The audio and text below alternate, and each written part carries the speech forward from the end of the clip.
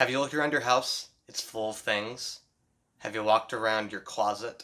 Is it full of things? Have you looked in your car? Is it full of stuff you don't need? Well, if you've come to the point where you're buying stuff and things you really don't need, here is one, yes, one technique I've implemented in my life so I stop buying crap I don't need. We don't need very much, so here we go. First off, identify what it is. Is it clothing? Is it knickknacks? Is it just stuff you can grab? You can just hold, like this keyboard. Is it just stuff that you really don't need? Figure out what your hot button is when you buy things. Is it when things go on sale? Is it the newsletter that comes in your email every single day? Delete those, unsubscribe, stop going, stop doing. That'll be first step. But the first real and awesome, real, true, verdadero, true technique is to take a piece of pen, piece of paper and a pen, a notebook, and write down every single purchase you make for a 30-day period. This will help because you will become hyper aware on what is going on. And the reality is, you probably will buy less. And I do mean everything. If you buy a $2 tube of toothpaste, if you buy a $200 new microphone for your camera. It doesn't matter. Write down every single little thing to the penny. Precision is really important here. And here's where you're going to hack your mind to remember to do this. You're going to keep it with you wherever you go. On your desk at work, on your nightstand, on your passenger seat. Everywhere you go, you have to see it physically. Putting it in a bag does not work because out of sight, out of mind.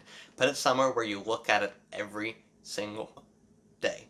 Every single moment. You want that constant, you want it to be your best buddy. Your best buddy who's holding you accountable. Because that really is what it's doing. That's the first reason this works. The next reason is because if you have to physically, with your hand, write down every single thing you bought, I'm lazy. I'm very lazy. So I'm more likely not to buy something because I know I have to log it.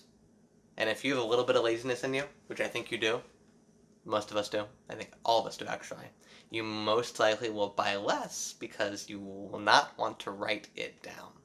Like when I have candy cravings at 9 o'clock on a weekday, I could go to the store and go buy candy. However, I know I'm going to have to log it in, and it deters me.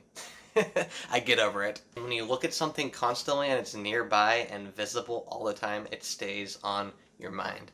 I remember many times that when I simply write down a note and keep it close to me, I don't even have to look at the note because I wrote it down. It's in my brain. It's literally written on the tablet of my brain. So keep things close. It'll help you remember, and be aware, because awareness is the key ingredient here. And how you're going to make it look on the page is totally up to you.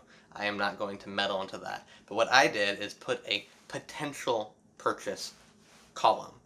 So things I was thinking about buying, things that perhaps I didn't need. And I'd write down the exact amount it's going to cost. For instance, $108.75. And think about it. Take 72 hours, or maybe even a week. Take a few days to really process, is this a necessity or a desire? And if it's a desire, cross it off and move on. If it really is a necessity and you really feel compelled to purchase it, then buy it. Now this is not for things like food, not for essentials. This is for the things that maybe you need, maybe you don't. They're teetering on the line, and this is the very important thing to make sure that you can start curbing the shopaholic-ism, because it's not good for your future goals. Let's take an easy example. Let's say a pair of jeans you want to buy costs $50. You write down jeans, $50. Alright, we got it on there. Another way of looking at it is like this.